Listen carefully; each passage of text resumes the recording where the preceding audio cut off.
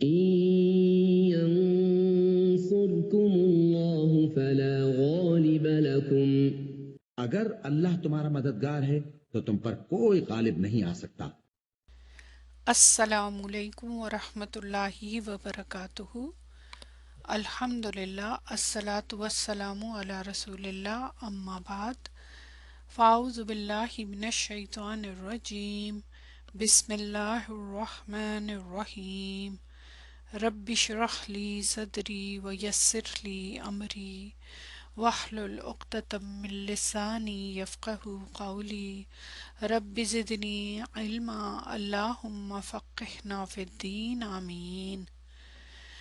آج آپ کی سورہ آل عمران کی کلاس نمبر 8 ہے۔ اس کلاس میں انشاءاللہ ہم آیا نمبر 7 پر تدبر کریں گے۔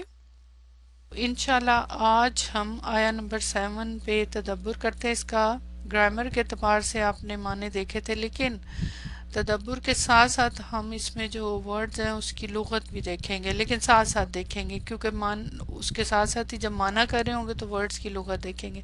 تو اس میں سب سے پہلا کلمہ جو لغت کے اعتبار سے آئے گا وہ محکمات، کیونکہ پیچھے انزلہ فعل آلریڈی آپ کر چکے، الکتاب مصدر آپ کو معلوم ہے معنی، آیات کے 4 میننگ آپ جانتے ہیں، اور یہاں ہم دیکھیں گے کون سے معنی میں استعمال ہو رہا ہے۔ ٹھیک ہے، اب ہم چلتے ہیں یہاں سے۔ اعوذ باللہ من الشیطان الرجیم، بسم اللہ الرحمن الرحیم۔ هو الذی، وہ ہے وہ جو، وہ ذات، انزلہ جس نے اتاری، علیہ کا آپ پر، الکتابہ کتاب، منہ اس میں، آیات آیات ہیں، محکمات محکم آیات ہیں۔ اگر اس پوری آیت کا میں خلاصے کے طور پہ شروع میں ہی بات کروں تو قرآن مجید میں جتنے بھی اللہ تعالیٰ کی طرف سے تعلیمات ہیں اس سے کس طریقے سے فائدہ اٹھانا ہے، یہ ایک آیت کے اندر اللہ تعالیٰ نے بہت ہی کلیئر بتا دیا کہ قرآن کو کیسے پڑھنا ہے۔ جو شروع میں سورہ بقرہ میں آیا تھا نا کہ یہ متقین کے لیے ہدایت ہے، لیکن اس میں پہلے کتاب کا تعارف ہوا تھا کہ لا ریبہ فیہ، کہ اس میں کسی قسم کا کوئی شک نہیں ہے، تو اس کے ساتھ اس کو اگر آپ کنیکشن جوڑیں گے تو ایک مختصر قسم کا تعارف کرایا ہے اور طریقہ سکھایا اللہ تعالیٰ نے، اور اس بات کی طرف اشارہ ہے اس آیت کے اندر کہ قرآن مجید سے کس طرح فہم حاصل کرنا ہے، کس طرح استفادہ حاصل کرنا ہے۔ جو لوگ اس سے فائدہ حاصل کرنے میں محروم رہتے ان کی کیا غلطی ہے، کیوں گمراہ ہو جاتے، کس راستے پہ چل پڑتے ہیں، اور وہ لوگ کون ہیں اور ان کا طریقہ بھی کیا ہے نا۔ اس آیت کے اندر کہ 2 قسم کی آیات ہیں، اس میں آیات محکمات اور آیات متشابہات۔ وہ ذات جس نے اتاری آپ پر کتاب، تو انزلہ استعمال ہو رہا ہے، فارم 4 قرآن کے لیے استعمال ہوتا ہے، نزلہ بھی اور انزلہ بھی، یہ دونوں کا ڈفرنس آپ کو پتہ ہے۔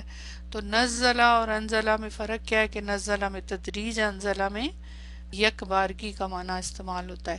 علیہ کا حرف علا، یہ کس معنی میں استعمال ہو رہا ہے، معنی کے اعتبار سے، کیونکہ اللہ سبحانہ وتعالیٰ نے آپ صلی اللہ علیہ وسلم پر کتاب اتاری۔ علا یہاں حقیقی معنی میں استعمال ہو رہا ہے، یعنی استعلاء کے میننگ میں استعمال ہو رہا ہے، مجازی معنی میں کیا بتائیے، جو بھی رائے ہے، ایک سے زیادہ بھی رائے ہو سکتی ہے، الہ کے میننگ میں، ٹھیک ہے۔ تو اس لحاظ سے پھر کیا معنی ہو جائے گا کہ اللہ سبحانہ وتعالیٰ نے آپ صلی اللہ علیہ وسلم کی طرف کتاب بھیجی۔ یہ ہم نے پہلے بھی پڑھ چکے ہیں نا، ایگزیکٹلی یہی رول اوپر بھی یاد ہے۔ تو اعلیٰ یہاں آپ کا جو رائے ہے اس کے مطابق اعلیٰ الہ کے معنی میں، تو جب اعلیٰ الہ کے معنی میں تو اس کا اپنا معنی تو ہے ہی کہ یعنی اعلیٰ سے کیا معنی ہوگا کہ آپ کے دل پر اتاری۔ انزلہ کا معنی بھی ساتھ ذہن میں رکھیں کہ اوپر سے آئی کتاب، اوپر سے آئی اعلیٰ آپ پر، اور پھر استعلاء کا معنی اپنی جگہ برقرار ہے۔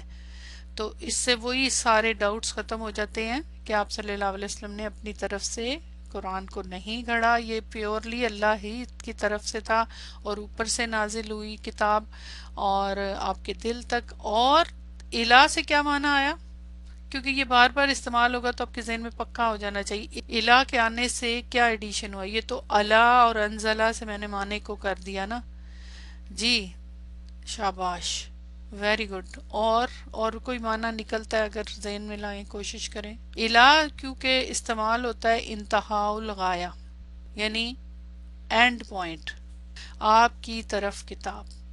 تو اس سے بہت ہی معنی بالکل کلیئر ہوتا ہے کہ آپ صلی اللہ علیہ وسلم کہ آپ کی طرف آئی اور بس آخری کتاب تھی، اور ڈائریکٹلی حضرت جبرائیل علیہ السلام کے تھرو نازل کی اور آپ کی طرف، اور یہ اینڈ ہے. اس کے بعد آپ صلی اللہ علیہ وسلم آخری پیغمبر ہے، آخری کتاب ہے، آخری. تو بس استغفار نعوذ باللہ ایک فرقہ ہے جو اس قسم کی بات بھی کرتا ہے. آپ نے شاید سنا ہو حضرت علی رضی اللہ تعالیٰ عنہ کے حوالے سے شیعہ ازم کہ وہ ان کا کیا کہنا ہے. تو نعوذ باللہ عجیب سی بات کرتے ہیں، سوچ کے بھی جرجری آ جاتی ہے. اس میں بھی ظاہر ہے مختلف فرقے ہیں، ہاں جس طرح عیسائیوں میں مختلف اسکول آف تھاٹ ہے، ان میں بھی ہوتے ہیں، لیکن ایک ان کے اندر اسکول آف تھاٹ یہ ہے کہ حضرت علی رضی اللہ تعالیٰ عنہ پہ نازل ہونا تھا قرآن، حضرت جبرائیل علیہ السلام سے نعوذ باللہ یا تو غلطی ہوئی یا آپ صلی اللہ علیہ وسلم کی طرف لے گئے. یہ بھی ان کا کہنا ہے جی، یا تو مسٹیک تھی یا بلنڈر تھا یا جان بوجھ کے لے گئے یا جو بھی تھا. لیکن ان آیات کے ان چیزوں سے، ان حروف سے ہمیں بہت سمجھ آ جاتی ہے کہ نہیں، آنا ہی آپ صلی اللہ علیہ وسلم پہ تھا. گو کہ یہاں نام تو نہیں ہے، کہا کی ضمیر آ رہی ہے، لیکن حضرت علی کے لیے تو کوئی کبھی یہ ضمیر نہیں آئی نا اس کے اندر. وہ تو ایک صحابی تھے، عام صحابی تھے، پیغمبر تھوڑی تھے. تو بہرحال یہ بہت ساری چیزیں اس سے کلیئر ہو جاتی ہیں. لیکن جنہوں نے کلیئر نہیں کرنی ہوتی، چاہے جو مرضی ہو، وہی بات آگے بھی آ رہا ہے، جن کے دلوں میں ٹیڑھ ہوتا ہے وہ تو جو مرضی کر لیں، ان کو آپ جو مرضی دلیل دے دیں. اللہ اور الہ جو ہے دونوں اس کے اندر معنی شامل ہیں، اصطلاح کا معنی بھی اور انتہا لگایا. کلیئر ہو گیا. لیکن ہر جگہ اللہ جو ہے الہ کے معنی میں نہیں استعمال ہوگا، یہ بھی یاد رکھیے گا، ٹھیک ہے. کبھی وہ اپنے معنی میں بھی ہو رہا ہوتا ہے خالی، اور اس کے علاوہ بھی اس کے معنی. تو جہاں جہاں جب آئے گا ہم انشاءاللہ اس کو دیکھیں گے. ٹھیک، آگے آ جائیں. اس میں یعنی کتاب میں، ہی کی ضمیر کس کی طرف جاری؟ کتاب. اچھا یہاں پہ کتاب، یہ بھی پوائنٹ دیکھ لیں، کتاب کا لفظ استعمال ہوا، قرآن نہیں استعمال ہوا، کیونکہ قرآن ظاہر ہے قرآن ہی ہے نا. یہ کتاب کون سی کتاب ہے؟ قرآن مجید ہے. لیکن یہاں کتاب اللہ تعالیٰ نے کہا، لکھی ہوئی چیز. کچھ اس سے کوئی ذہن میں پوائنٹ آتا ہے کیوں ایسے؟ قرآن بھی تو اللہ تعالیٰ کہہ سکتے تھے نا. کتاب کا لفظ آپ کو پتہ ہے مصدر ہے. تو اس سے کوئی آپ کے ذہن میں پوائنٹ آئے جو آگے مانا ہے کہ اس میں آیات ہے محکمات اور دوسری متشابہات اور یہ ساری پوائنٹ. علیک القرآن بھی آ سکتا تھا، لیکن کتاب کا لفظ کیوں آیا؟ کتاب کا معنی ہوتا ہے جو لکھی ہوئی چیز. ہاں یہاں پہ یہ بھی بہت پوائنٹ نوٹ کرنے کا ہے کہ الف لام، الف لام سے کیا پتہ چل رہا ہے کہ خاص کتاب. الف لام جو ہے عہد علمی جو ہمارے ذہن میں ہے کہ جو خاص کتاب ہے، اور وہ کیا ہے؟ قرآن. یہ تو کلیئر ہو گیا. کتابیں تو بہت ساری ہیں لیکن اور کوئی اگلے پوائنٹ پہ بتائیں جی. محفوظ لکھی ہوئی ہے، اٹ از ریٹن، ٹھیک ہے. اور کچھ in actual it is book written in لوہے محفوظ، ٹھیک ہے. ریٹن فارم میں ہے، بالکل اس سے کلیئر ہو جاتا ہے کہ ریٹن فارم میں ہے. اوکے، کتاب کے لفظ سے ہی، کیونکہ لکھی ہوئی چیز جو ریٹن فارم میں. اور کچھ پروفٹ صلی اللہ علیہ وسلم ڈڈ ناٹ رائٹ، ایگزیکٹلی ٹھیک ہے، بالکل صحیح، لکھی ہوئی حالت میں اتاری. Very good. He did not know how to write, exactly, ماشاء اللہ، very good point. Writer is Allah سبحانہ وتعالیٰ، ماشاء اللہ. already written and saved in heaven, not fabricated by Prophet صلی اللہ علیہ وسلم. شاباش. اچھا پہلے سے لکھی گئی ہے، انہوں نے نہیں لکھی اپنے پاس سے. اچھا اب تھوڑا سا اور بھی آگے بڑھیں اگلی آیات کے اعتبار سے. منہ آیات محکمات، اور اس میں آیات محکمات اور متشابہات. اب اچھا ابھی پہلے میں یہ پوچھوں پھر دوبارہ واپس آتی ہوں اس کے اوپر. آیات کے میننگ آپ نے پڑھے تھے، 4 میننگ ہے نا اس کے. تو ان میں سے ایک میننگ ہے معجزات کے لیے، نشانی اور سب. یہاں کس معنی میں استعمال ہو رہا ہے؟ یہاں کون سا معنی استعمال ہو رہا ہے؟ ایک سے زیادہ بھی ہو سکتے ہیں ویسے تو، اگر ہم نکالے معنی، کیونکہ قرآن کی یہی بات ہے، ایک سے زیادہ معنی نکال سکتے. لیکن بیسک کیا معنی استعمال ہو رہا ہے؟ آیت ہی کا، ورس کا. ٹھیک ہے، لکھی ہوئی آیت، جو کہ یہ قرآن کی آیات ہیں انہی کے معنی میں استعمال ہو رہا ہے. اور دوسرا معنی اگر ہم نکالیں کوئی، وہ پھر کیا ہوگا؟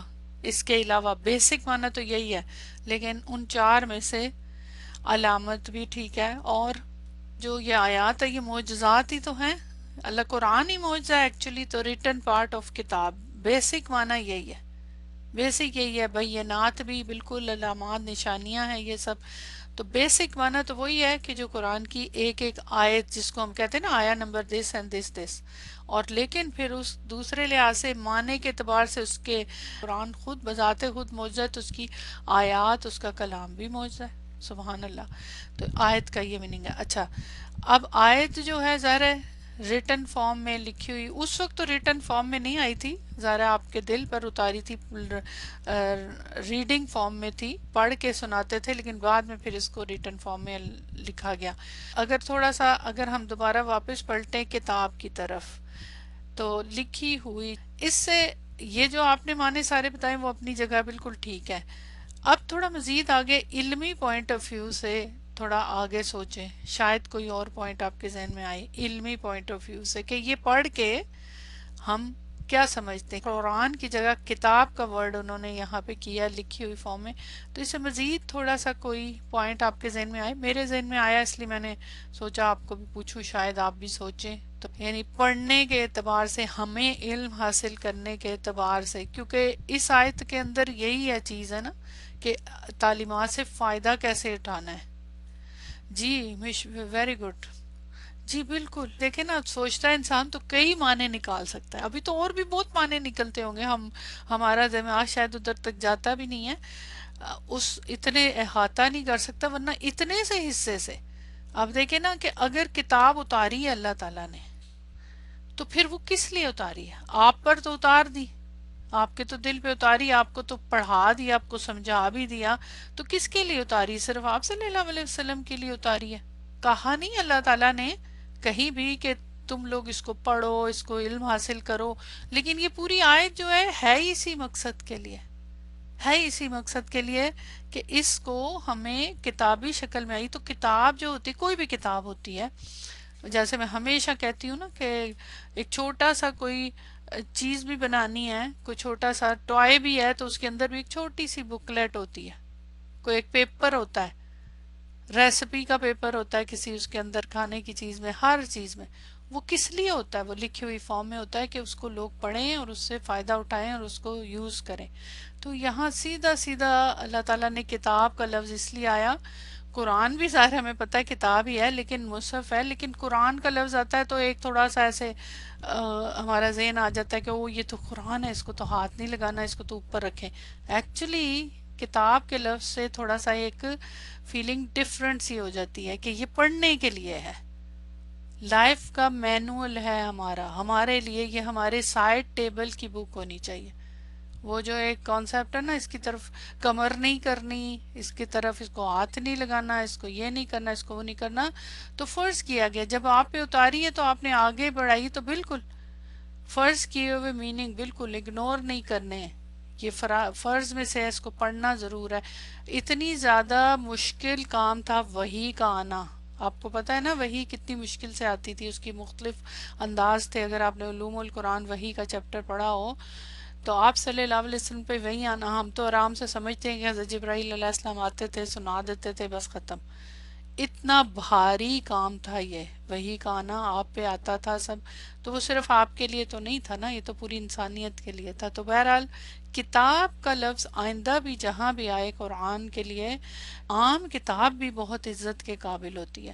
بلکہ ہمارے ہاں نا پیرنٹس بھی بڑے ہی ظاہر بچوں کو تعلیم دیتے، بتاتے نہیں ہیں، یہ بات سکھانی چاہیے.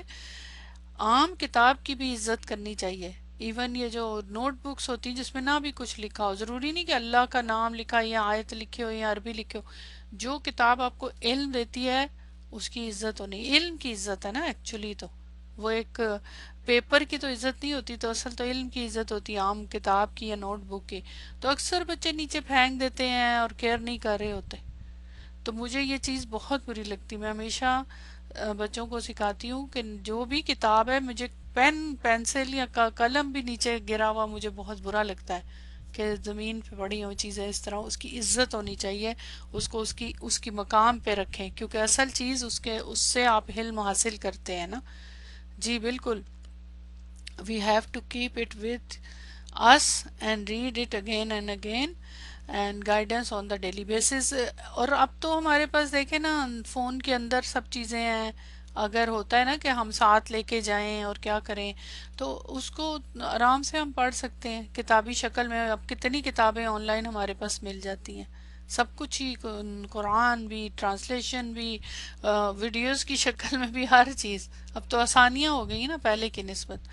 تو کتاب، جب قرآن کے لیے کتاب کا ورڈ استعمال ہو تو ذہن میں رکھیں، اور پھر آگے جا کے دیکھیں نا.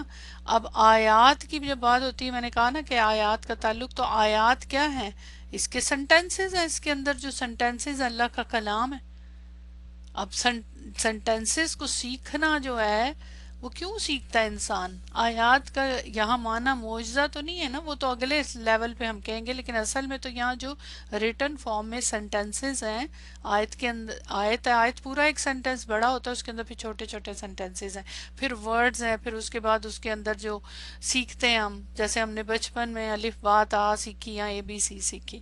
کلیئر اللہ تعالیٰ نے یہاں پہ صاف الفاظ میں، چند الفاظ میں ہڈن سمجھا دیا ہے کہ قرآن کتابی شکل میں آیا ہے، اس کو پڑھنا ہے، وہ تمہاری زندگی کی کتاب ہے، اور اس کے اندر پھر کیا کیا ہے اور اس کو کس طریقے سے پڑھنا ہے.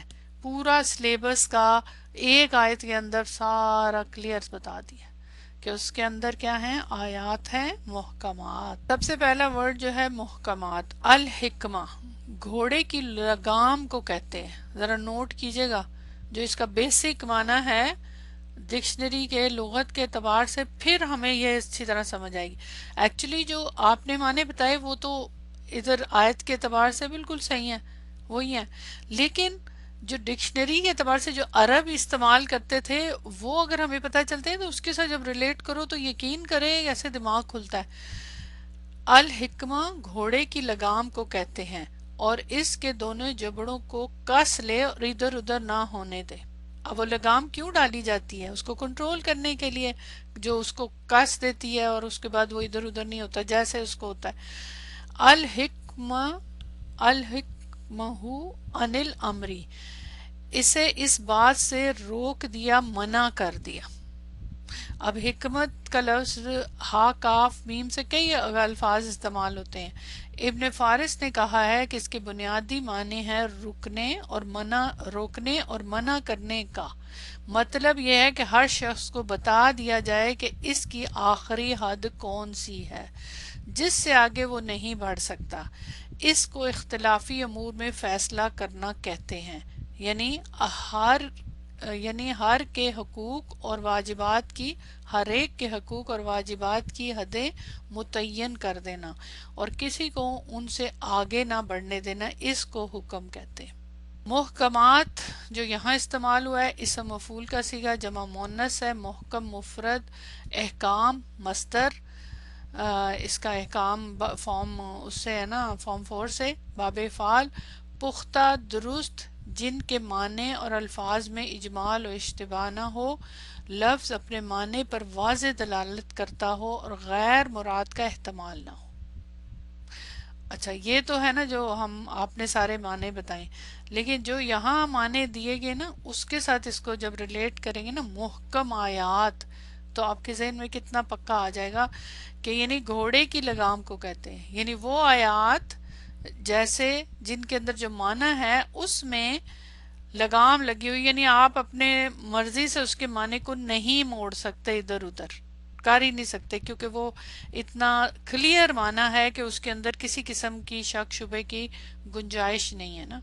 روک دیا گیا، منع کر دیا گیا.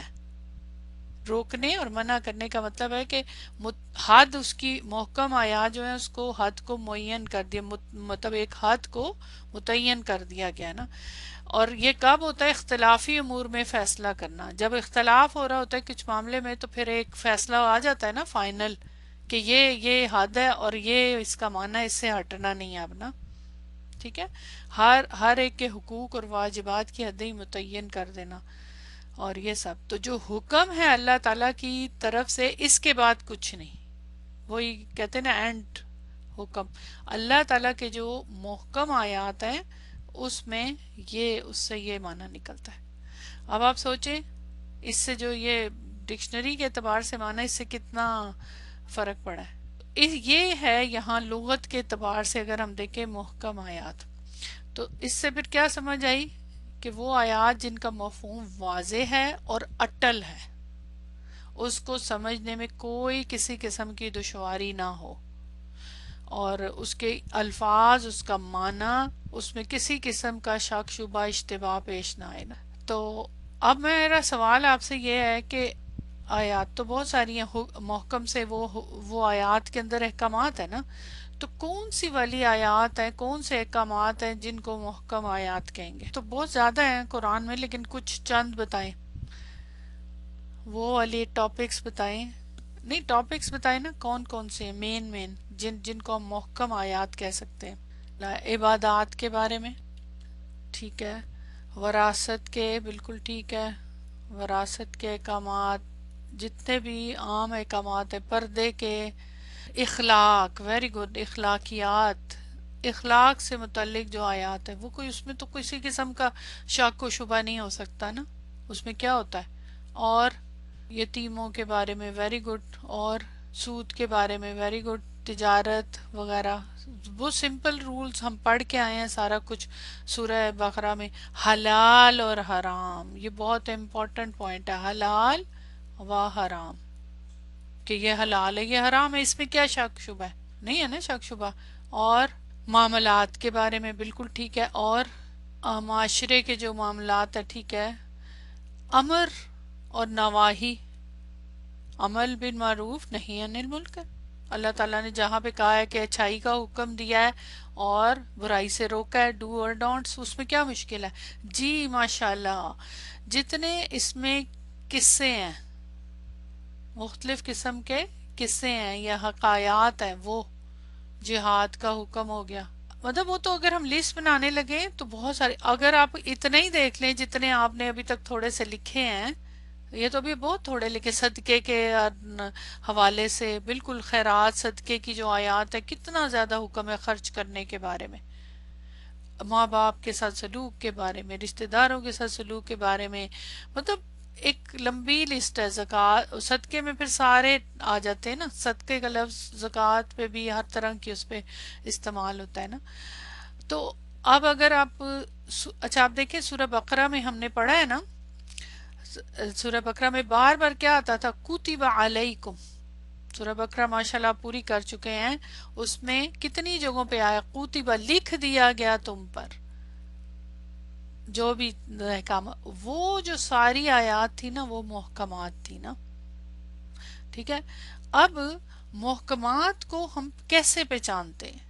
اس کا کیا طریقہ کار ہوتا ہے؟ اس کو کیسے، کیونکہ کئی چیزوں میں تو تشبیہ بھی ہے نا، آپ نے ماشاءاللہ بیچ میں بلاغہ بھی تھوڑا بہت پڑھا تھا، کئی جگہوں پہ تشبیہ دی جاتی ہے، عام مثالیں دی جاتی ہیں، رائٹ. کیونکہ وہ ہماری عام زندگی سے تعلق رکھنے والے معاملات ہیں. جی بالکل، ڈو اینڈ ڈونٹس، بالکل. تو مثلا جیسے محکمات کا جو تعلق ہے نا، محکمات والی جتنی بھی آیات ہیں اس کا تعلق اس کائنات اور ہماری جو ہماری ذات ہے، ہماری نفس ہے، نفوس ہیں، اس میں جانی پہچانی چیزوں کے ساتھ ہے. اور جب ہم علم حاصل کرتے جاتے ہیں، علم کی وسعت سے اس کو سمجھنے میں مزید آسانی ہوتی ہے، اگر کہیں پہ کوئی کنفیوژن ہوتی بھی ہے نا. لیکن اگر عقل کو استعمال کوئی کرتا ہے اور خاص طور پہ دین کی، اس نے یوں کہنا چاہیے کہ دین کی اینک لگائی ہوئی ہے، اگر دین کے لادینیت کی اینک لگائی ہوئی ہے تو قرآن کو پڑھنے کی کوشش کرے گا نا نکال کے، تو پھر تو اس کو کچھ بھی سمجھ نہیں آئے گا. یا پھر آپ کو پتا ہے کہ جن لوگ جو فلسفے میں ملحد قسم کے لوگ فلسفی ہوتے ہیں، ان کے دماغ اور دل اور دماغ کے اوپر یہ چیزیں سوار ہوتی ہیں فلسفیانہ، تو انہیں تو پھر کچھ بھی سمجھ نہیں آئے گا نا. اگر یہ چیزیں نہ ہو کہ اگر کسی کوئی شخص عقل استعمال نہیں کر رہا یا لادینیت کی طرف اس کا رجحان ہے یا فلسفیانہ چیزیں، تو اس کو یہ آیات بھی نہیں سمجھ آئیں گے. ادروائز آرام سے سمجھ آ جائیں گی، کوئی مشکل نہیں، کیونکہ قرآن کے جو احکامات ہیں وہ بہت ہی صاف اور سادہ زبان میں اللہ تعالیٰ نے اتارے ہیں. ان آیات میں قرآن پاک کی جو دعوت دی گئی ہے نا ان کو محکم آیات کہا گیا ہے۔ اور آگے پھر مزید ان کے بارے میں ہننا ام الکتاب، وہ کتاب کی لفظی ٹرانسلیشن کیا ہے، وہ کتاب کی ماں ہے، ام الکتاب ہے۔ اچھا اب یہاں انٹرسٹنگ پوائنٹ یہ ہے کہ ام الکتاب، کیا خوبصورت نسبت دی گئی ہے نا، نہیں؟ یہ ام الکتاب کیوں کہا گیا، کیا مطلب ہے؟ کتاب کی ماں یا کتاب کی مین آیات، میجورٹی، اصل، بنیاد، ماشاءاللہ، مین دعوت آف کتاب، ٹھیک، اس پر بیس ہے، اوریجن ہے، لیڈر ہے، مدر آف دا کتاب، ٹھیک ہے، اس کو کہتے ہیں ماں کو، ٹھیک ہے نا، گھر میں ماں کی جو حیثیت ہے اس طرح اس کتاب میں محکم آیات کی حیثیت ہے، سبحان اللہ۔ اچھا دوسرا میرا سوال تو ہننا ام الکتاب، ہننا کی ضمیر کیا ہے، جمع میں آ رہی ہے، اور واحد ہے جو اس کی خبر ہے۔ یہ یاد ہے میں نے آپ سے کہا تھا نا اس کو دیکھ کے آئیے گا، اب پہلے یہ دیکھ لیں پھر ہم اس کی لغت پہ چلتے ہیں۔ تو یہ کیا ریزن ہے اس کی، عدد کے اعتبار سے سیم ہونی چاہیے نا، لیکن یہاں پہ ہننا کی ضمیر ہے غائب جو محکمات کی طرف جا رہی ہے، تو یہاں تو سیم نہیں ہے، یہ جمع میں ہے، واحد کا صیغہ آ رہا ہے، کیا ریزن ہے؟ ماں ہے کتاب کی، تو یہ خبر تو یہ ہے نا اس کی، ان دونوں کو میچ کرنا ہے۔ کتاب جو ہے یہ تو اس کے ساتھ نسبت ہو رہی ہے نا، اس کے ساتھ مرکب اضافی ہے، تو یہاں اس کے ساتھ کیا ریزن ہے؟ دیکھیں یہاں پہ کا جو ورڈ ہے نا وہ اسم جنس کے طور پہ آیا ہے، اس لیے یہ واحد کا لفظ ہے اور وہ جمع۔ جب اسم جنس ہوتا ہے جیسے قوم کا ورڈ ہوتا ہے، قوم ویسے تو واحد ہے نا، اس کی جمع کیا ہوتی ہے؟ اقوام، ٹھیک ہے نا، اقوام جمع ہوتی ہے نا، لیکن واحد کا ورڈ ہے تو اس کے لیے بھی جمع کا یہ جمع میں بھی استعمال، کیونکہ اسم جنس کے طور پہ آ رہا ہے نا۔ ہننا تو ٹھیک آیا نا، یہ جمع میں آیا اس کے لیے کہ یہ دونوں جمع ہے، اس کی طرف جا رہا ہے، لیکن اس کی خبر جو ہے جو ہے وہ تو واحد تھی، تو اس لیے میں آپ کو سمجھا رہی تھی، خبر کی بات ہے نا، ہننا تو ٹھیک ہے وہ اسی طرف جا رہا ہے، تو یہ خبر واحد کا لفظی طور پہ واحد ہے لیکن یہ اسم جنس کے طور پہ آیا ہے۔ اب جو ہے اس کا کیا معنی ہے یہاں پہ، یہ کیوں استعمال ہوا، نوٹ کریں نا کیا خوبصورت انداز ہے ورڈ استعمال۔ کسی چیز کی اصل جڑ اور بنیاد کو کہتے ہیں، ایسی چیز پر اس کا اطلاق ہوتا ہے جو بہت ساری چیزوں کا مرجع ہو، ذرا نوٹ کیجئے گا، یعنی جو اوریجن ہے، بنیاد ہے، بنیاد ہمیشہ بیس جو ہوتی ہے وہ اوریجن ہی ہوتی ہے، اسی کے اوپر تو بلڈنگ بنتی ہے، لیکن ایسی چیز آپ صرف ماں کو ذہن میں نہ رکھیں، فی الحال جسٹ لفظ کو دیکھیں پہلے، اسم جنس کو، وہ بہت ساری چیزوں کا مرجع ہے، وہیں سے آغاز ہوتا ہے وہیں پہ اختتام ہوتا ہے، سبحان اللہ۔ اب اگر آپ ماں کے اوپر اس کو کریں بیس، مطلب ماں جو ایک گھر کے اندر ماں ہوتی ہے اس کے ساتھ اس کو ریلیٹ کریں تو پھر آپ کو سمجھ آئے گی، ماں ہی ہمیشہ بیس ہوتی ہے نا۔ اگر میں ہمیشہ یہ کہتی ہوں کہ اگر ماں باپ میں سے باپ اللہ نہ کرے کسی کا فوت ہو جاتا ہے تو ماں، عام طور پہ بات کر رہی ہوں، تو ماں سنبھال لیتی ہے سارے، وہ ماں باپ بھی بن جاتی ہے، ماں تو وہ آلریڈی ہوتی ہے تو وہ باپ بھی بن جاتی، باپ والی اس کے اندر خصوصیات پھر آ جاتی ہیں، کماتی بھی ہے اور دوسرے چیزیں بھی کرتی ہے۔ اور اگر خدا نہ خواستہ کسی کی ماں مر جاتی ہے بچوں کی، تو پھر آپ کو پتہ ہے وہ بچے زیادہ رول جاتے ہیں، کیونکہ باپ کو میں اللہ تعالیٰ نے آدمی میں ماں والی وہ چیزیں نہیں رکھی ہیں ساری، کچھ تو ہوتے ہیں جو بہت کرتے ہیں، کوشش کرتے ہیں، کر لیتے ہیں، ٹھیک ہے، ایک تو یہ بات عام اس میں۔ دوسری بات آپ ویسے بھی نوٹ کریں کہ ماں کا جو کردار گھر میں کیا ہوتا ہے، وہ ایسے ہی تو نہیں کہا، یہ کیوں نہیں کہا کہ بچے کا پہلا مدرسہ جو ہے باپ کی گود ہے، کس کو کہا ہے؟ ماں کی گود کو کہا ہے، ماں کی گود کو کہا ہے نا، تو ماں کی گود، کیونکہ بچے کا ماں ہی کی گود، اس سے بہت سارے رول نکلتے ہیں ہماری شریعت کے جو ہمارے عام طور پہ اس دنیا میں نہیں اپلائی ہو رہے، چونکہ گڈ مڈ ہو گیا نا، مائیں بھی باہر نکل گئی کام کو، باپ بھی نکل گئے، تو اب تو بچوں کی گود ہی اجڑ گئی ہے بیچاروں کی، تو اس لیے، اور پھر ایون سارے ہی ماں کی طرف پلٹ کے آتے ہیں، بچے ماں ہی کی طرف پلٹ کے آتے ہیں ہر ضرورت کے لیے، اس کے لیے عام طور پہ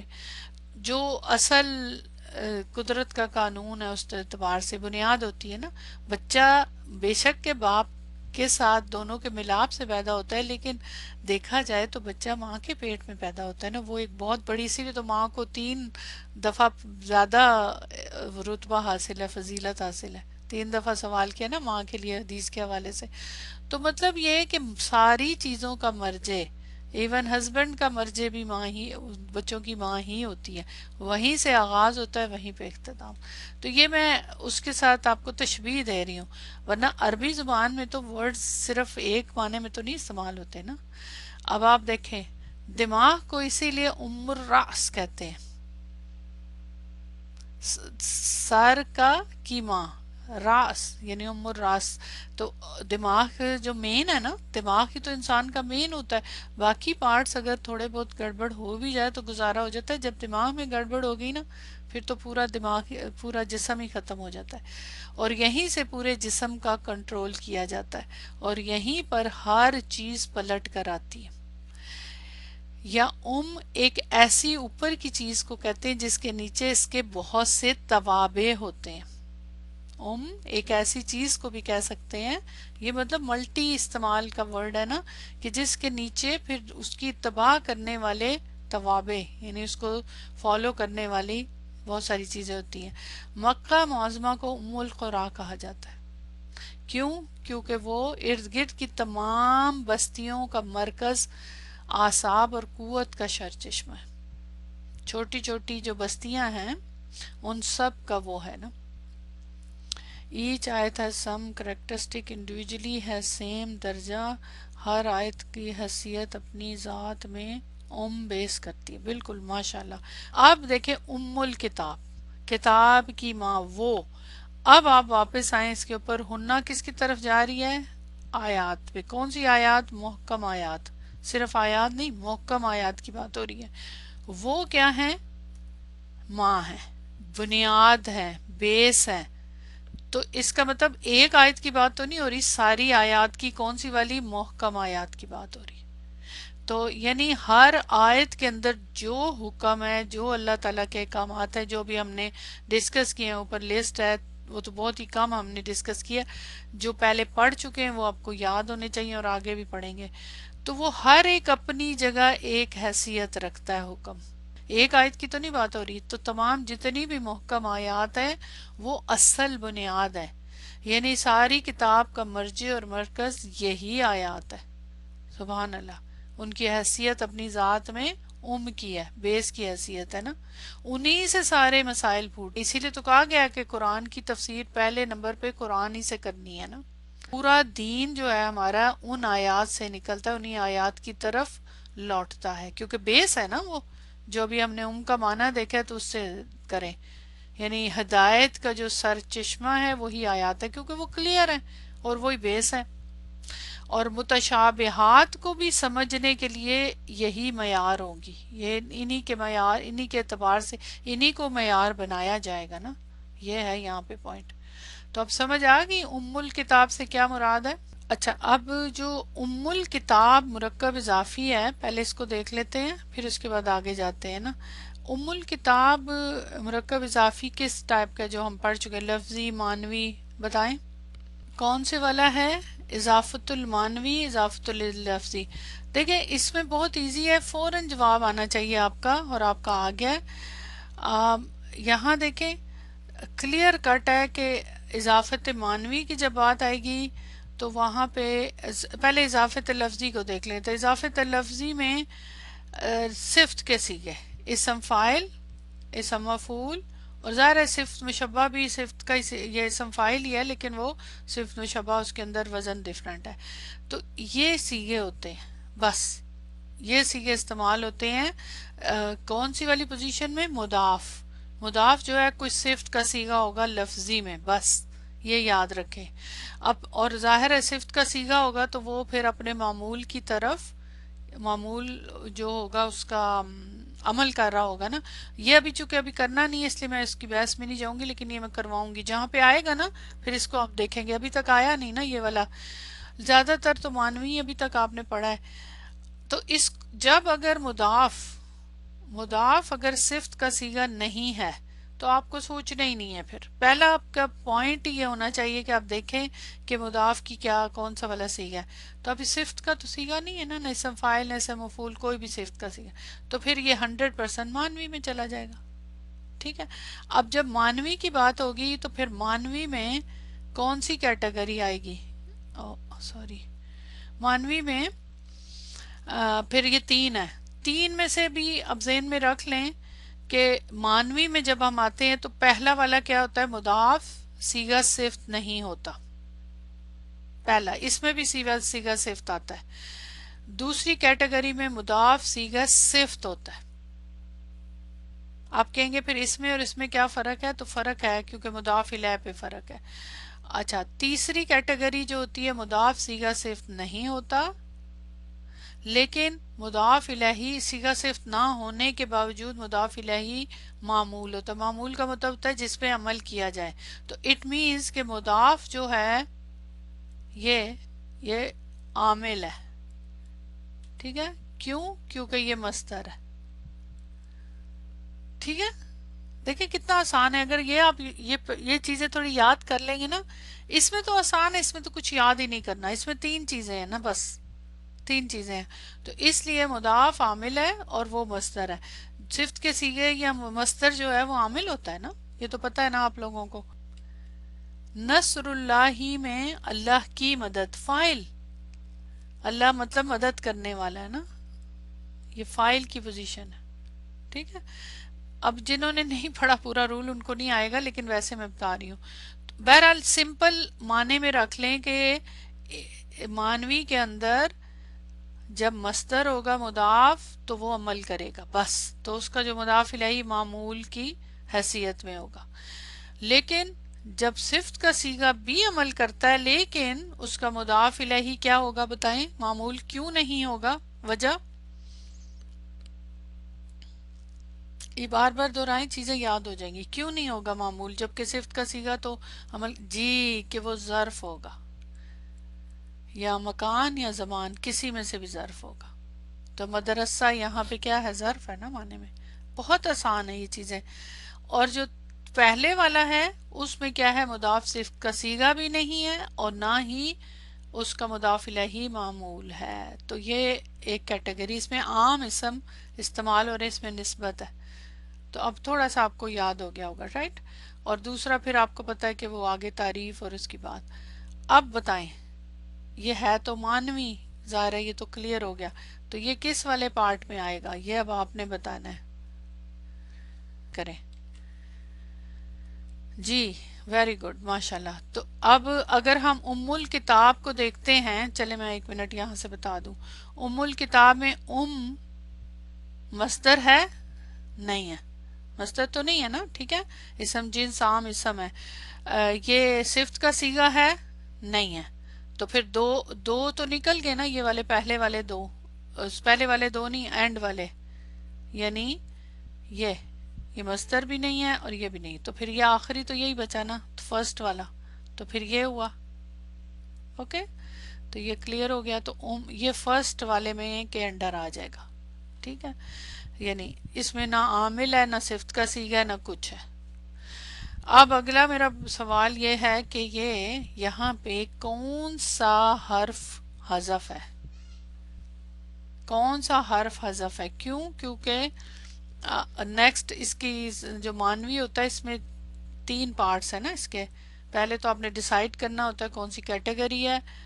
میں یہ والا بعد میں، تعریف والی بعد میں بات کرتے ہیں، یہ بعد میں کرتے ہیں. یہاں سے بتائیں، حرف جر تقدیری معنی ہمیشہ مانوی میں آلویز لام، من یا فی میں سے کوئی حرف جو ہے وہ حذف ہوگا. یہ مسٹ ہے. اب آپ بتائیں کہ اس میں کون سا حرف جو ہے حذف ہے؟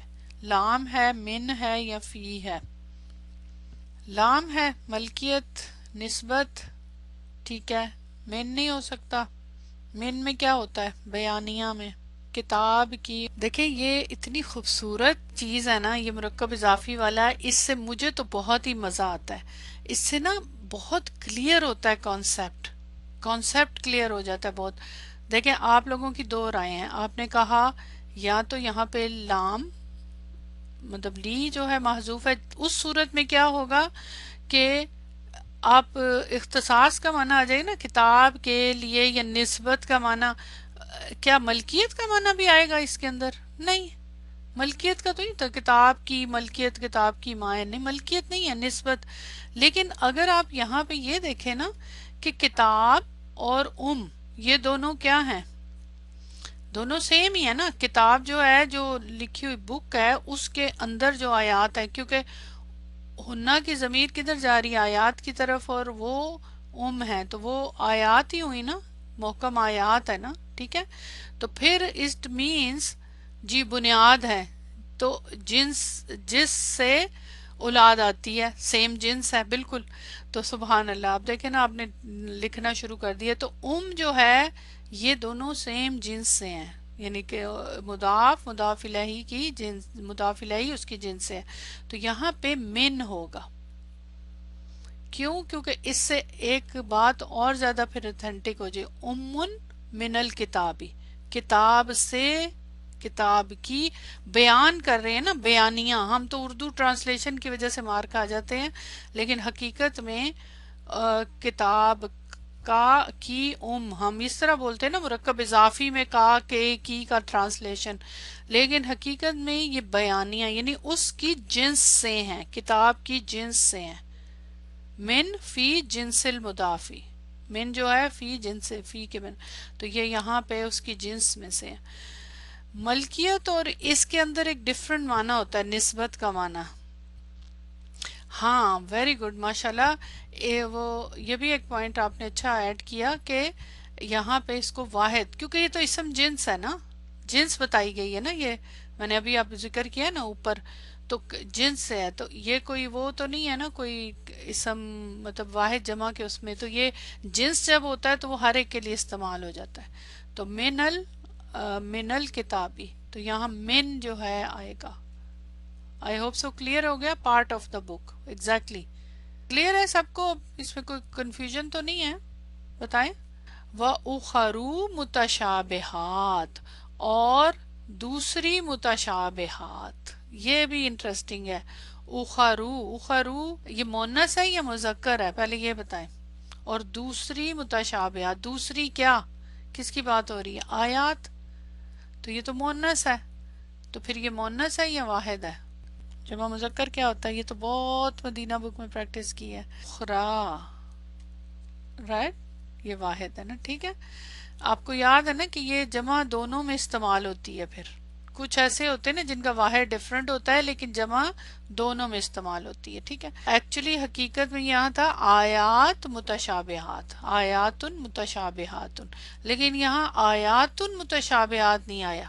حقیقت میں موصوف کیا تھا؟ آیات، آیات ہے نا موصوف، یہاں جس طرح یہ موصوف ہے یہ اس کی وہ، لیکن یہاں پہ آیات کا لفظ نہیں آیا، دوسری کا لفظ۔ اس سے کوئی امپیکٹ ہو رہا ہے؟ کچھ سمجھ آ رہی ہے کیوں یہ آیا؟ یہ بھی تو آ سکتا تھا نا کہ ہن ام الکتابی و آیات متشابہات، ادرز، ادر کا لفظ ہے نا، اس سے جو امپیکٹ ہے نا وہ فرق آ رہا ہے، یعنی ان کو سیپریٹ کر دیا گیا ایک وہ معنی سے بھی۔ اگر خالی، میرا مطلب ہے اگر ادھر ہوتا آیات، ٹھیک ہے نا، آیات متشابہات، آیات محکمات، یہ الگ ہے، بالکل الگ کیٹیگری ہے نا، ٹو گروپس ہیں، ٹو کیٹیگریز ہیں۔ اس سے ایک تھوڑا اور بھی آیا ملتا ہے کہ جیسے کم کا ایک معنی نہیں فیل ہو رہا، یعنی جو آیات محکمات ہیں وہ زیادہ ہیں، وہ مین ہیں، لیکن یہ کم ہے، دوسرے لوگ، ادرز، ہے نا، قلیل، کچھ اس طرح کا فیل آ رہا ہے نا، فیلنگ آ رہی ہے نا کہ دوسری جو آیات ہیں وہ کم ہیں، مطلب اس کی نسبت سے، کہ وہ اتنی زیادہ نہیں ہے، زیادہ محکم ہے، کیونکہ جو بنیاد ہے جس کے اوپر دین کو کھڑا کیا گیا، جو اہم ہے، جو عمل میں لانے والی، جو آسان ہے، وہ زیادہ ہیں اور یہ کم ہے۔ ہاں، ادر اسمال، ادر کا لفظ نا، سبحان اللہ، نوٹ کریں، کبھی نوٹ کیا تھا یہ اوخارو کے اوپر؟ میں نے اس کے اوپر بڑا نوٹ کیا جب میں اس کو پڑھ رہی تھی نا، کہ یہ کیوں آیا ادھر، آیات کا ورڈ کیوں نہیں آیا؟ میں نے پہلے کبھی نہیں اس کو نوٹ کیا تھا، اور جب میں نے نوٹ کیا تو میں نے سوچا یہ اگر اس کی جگہ آیات ہوتا تو کیا فرق پڑتا، اور اس سے کیا فرق پڑتا ہے. تو اور معنی کا بھی دیکھے ادرز، تو وہ ایک ڈفرنٹ سا معنی آ گیا نا. سبحان اللہ نا، وہ سو بیوٹیفل. لفظوں کو سمجھنے سے نا جو فیلنگ ہوتی ہے نا، وہ جو پڑھا ہوا ہے اس کے اندر اور زیادہ وہ سمجھ آتا ہے. اچھا جی، اب آ جائیں متشابہات کی بات کے اوپر. اس سے کیا مراد ہے؟ ظاہر ہے ہم نے محکمات پڑھا ہے تو اس کے پھر الٹ ہو گیا نا. ایسی آیات جن کے معنی میں، جن کے معنی سمجھنے میں، مراد کے تعین میں اشتباہ پیدا ہوتا ہے. ٹھیک ہے، یعنی لوگوں کو یہ سمجھنے میں ایک مشکل پیش آتی ہے. اور مشکل کیا کہ اس کے اندر شبہ ہوتا ہے نا. اسم فاعل کا صیغہ ہے، جمع مؤنث، متشابہہ کی مفرد ہے. قرآن حکیم میں متشابہات سے کیا مراد ہے، اس کے معنی کی تشریح علماء نے مختلف طور پہ کی. وہ ہے بھی متشابہات تو اس کی تشریح بھی مختلف کی ہے. عام فقہا نے لکھا ہے کہ اگر ظاہراً مراد کا علم نہ ہو سکے تو وہ متشابہ. حقیقت میں عام طور پہ لوگ اس کو اور طرح سے لیتے ہیں کہ جن کا معنی جو ہے وہ نہیں ہے، یا جن کا معنی نہیں سمجھ آتا، یا جن کا معنی ہے ہی نہیں ہے، واضح نہیں ہے، یا اس طرح کر کے نا. واضح ہے، یہ بات صحیح نہیں ہے، کیونکہ قرآن کریم جو عربی مبین میں نازل ہوا ہے. تو اس کے لیے جو الفاظ استعمال کیے جاتے ہیں کہ عربی زبان جو ہے وہ ٹکسالی زبان ہے. مجھے یہ بہت اچھا لگا پوائنٹ جو مجھے ملا، ٹکسالی زبان. ٹکسال کا لفظ آپ نے سنا ہوگا، ہمارے اردو میں بھی استعمال کرتے ہیں. ٹکسال کس کو بولتے ہیں؟ ٹکسال اس جگہ کو بولتے ہیں جہاں پہ جو یہ منی، جو سکے اور یہ روپے وغیرہ بنتے ہیں نا، وہ جو کارخانہ ہوتا ہے، جو جگہ ہوتی ہے، وہاں پہ جو یہ ہماری جتنی بھی کرنسی ہوتی ہے، جہاں چاندی ہے، اس کے پہلے تو چاندی اور سونے کے سکے ہوتے تھے، اب تو نہیں ہوتے، لیکن وہ جو جگہ ہوتی ہے اس کو بولتے ہیں نا.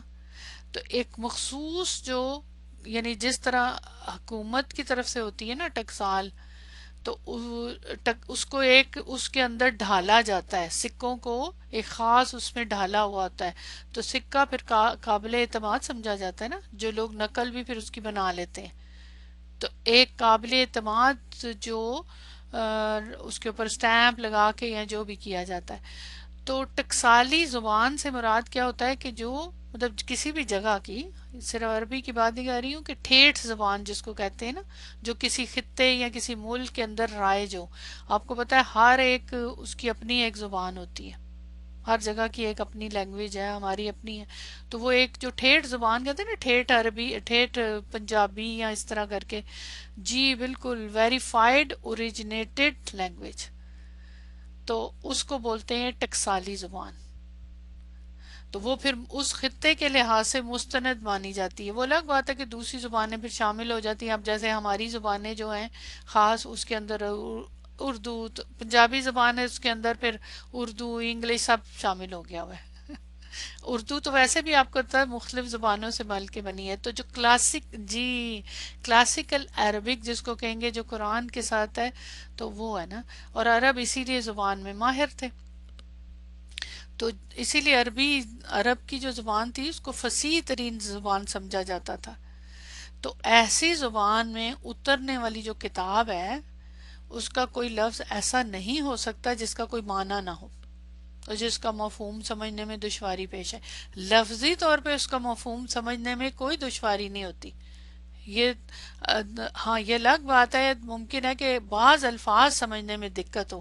اب دیکھیں ہم سب نے لفظی ٹرانسلیشن یاد کیے ہوئے نا، بے شک لیکن معنی تو ہمیں آتے ہیں نا، لفظی معنی تو آتے ہی ہیں نا.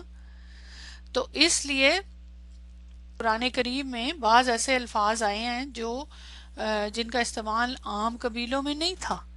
جیسے ادھر بھی تو قبائل تھے نا، ان کی زبانیں بھی ڈیفرنٹ تھی. آپ نے مغنی میں بہت پڑھا ہے کہ اس والے قبیلے میں یہ والا لفظ اس طرح استعمال ہوتا تھا، یاد ہے؟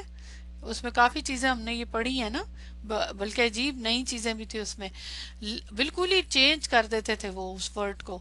تو لیکن قرآن جب نازل ہوا نا، تو پھر یہ آنے کے بعد تمام قبیلوں میں یہ استعمال پھر عام ہو گیا ان الفاظ کا نا. ہاں، یہ الگ بات ہے کہ متشابہات وہ آیات ہیں جن کا جو معنی کے اعتبار سے یا اس کی جو فیل کرنے کے اعتبار سے اس میں دشواری پیش آتی ہے. اور اس کی وجہ کیا ہے، اس کی کیا ریزن ہے، کیوں؟ کیونکہ ہماری عام طور پہ ہمارے جو محکمات آیات ہیں جن کا بھی ہم نے ذکر بھی کیا، اس کا تعلق کس کے ساتھ ہوتا ہے؟ ہمارے لحاظ سے، ہماری ذات کے لحاظ سے کن چیزوں سے ہوتا ہے ذرا بتائیں، جو ہم سمجھنے میں ہمیں آسانی بھی ہوتی ہے، تشبیہات بھی اس میں دی جاتی ہیں، ذرا اب مجھے آپ بتائیں ان کا تعلق کس کے ساتھ ہوتا ہے؟ نہیں، ہماری ذات کے لحاظ سے بتائیں کیسے ہم، چونکہ ہم مختلف چیزوں کو مختلف طریقے سے سمجھتے ہیں نا.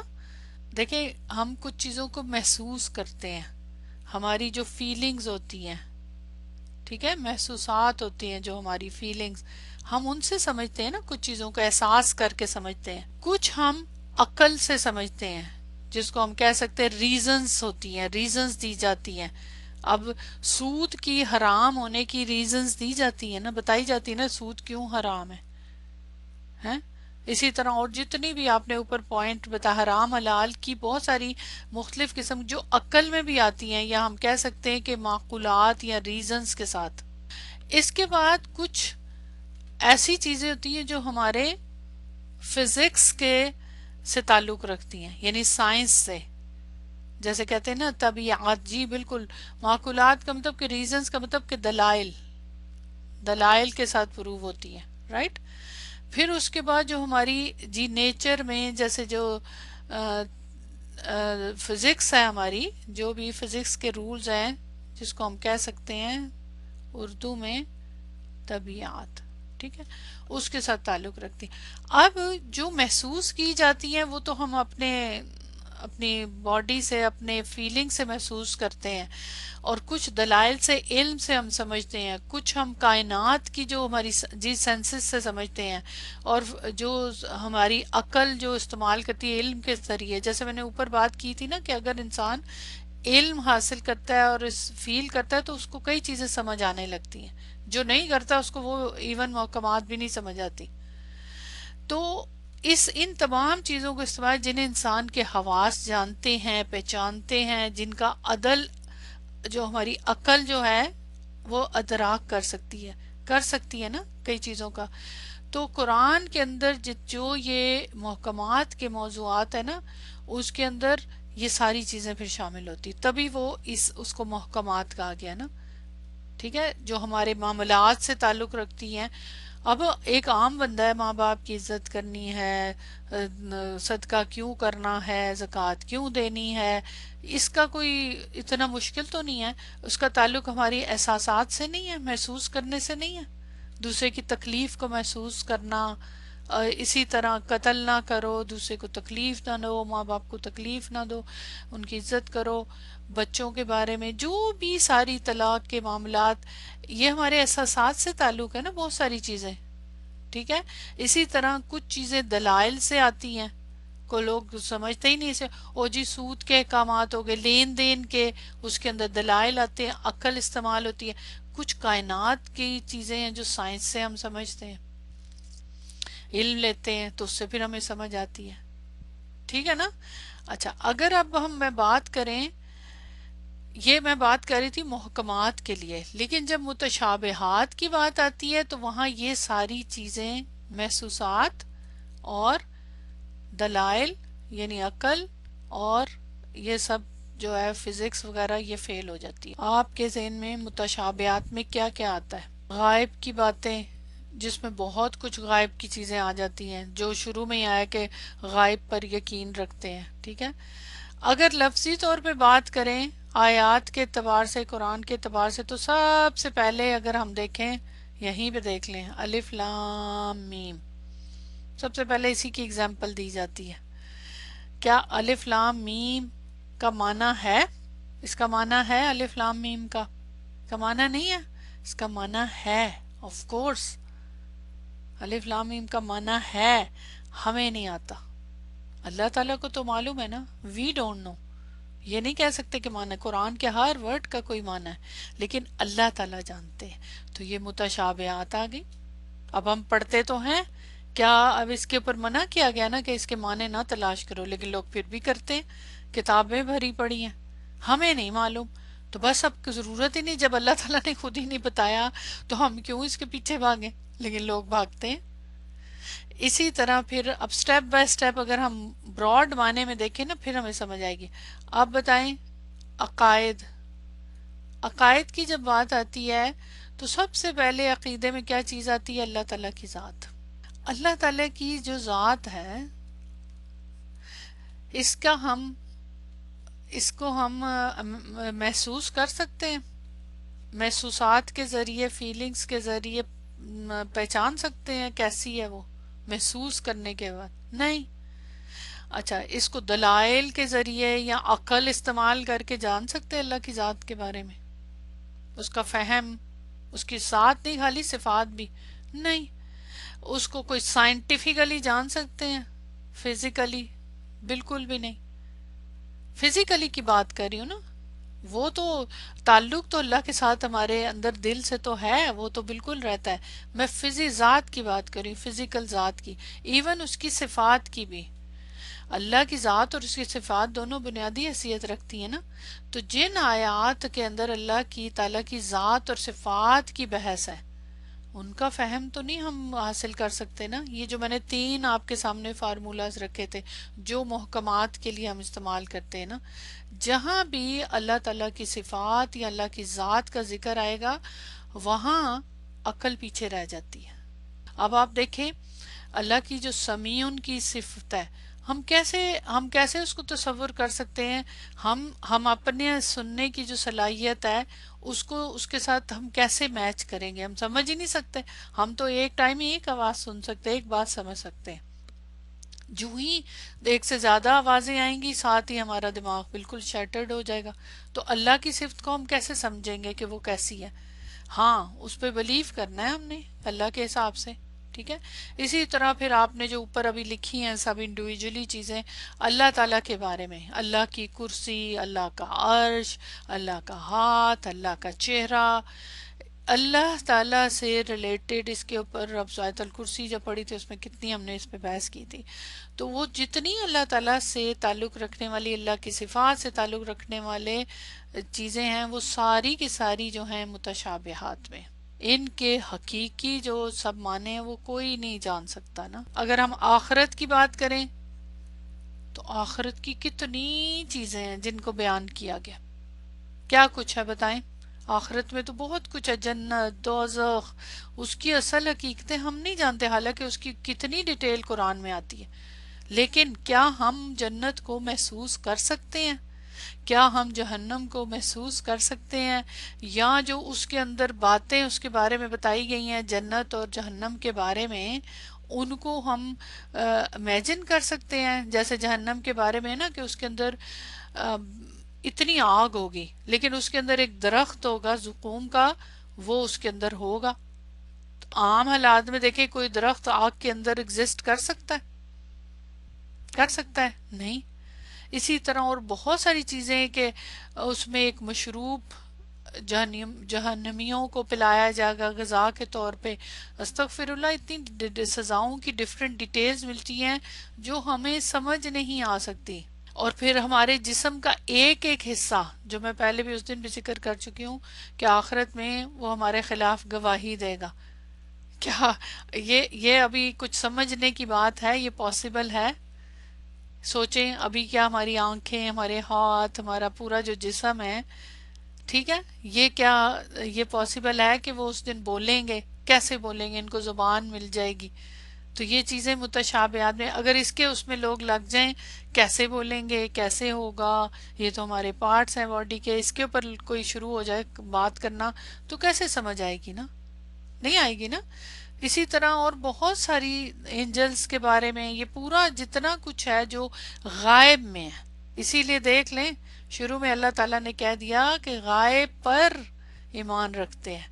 ابھی انشاءاللہ اس کے اوپر ہم بات کریں گے. پھر وہ شروع میں آ گیا، قرآن کے بالکل بگننگ میں آ گیا. تو یہ ابھی اس میں بڑی لمبی لسٹ ہے. اب محکمات پہ میں نے بات نہیں زیادہ کی ہے لیکن ہم متشابہات پہ زیادہ بات کریں گے. متشابہات پہ کیونکہ اس پہ ایمان لانا ہے. تو اس کی لسٹ زیادہ آپ لوگ مزید تھوڑا سا اس پہ کام کر کے آئیے گا تو اس لیے اس کے اوپر ہم بات کریں گے. کیونکہ وہ زیادہ ضروری ہیں ان کو جاننا، اس کو مطلب اس کے بارے میں علم ہونا. تو انشاءاللہ اس کے اوپر بات کریں گے نیکسٹ کلاس میں. ورڈ بائی ورڈ سمجھتے ہیں تو بہت بات سمجھ آتی ہے. آئی ہوپ سو کہ کافی دماغ کھلا ہوگا. آگے شیئر کریں جہاں ممکن ہو. سبحانک اللہم و بحمدک اشہد ان لا الہ الا انت استغفرک و اتوب الیک. السلام علیکم و رحمۃ اللہ وبرکاتہ.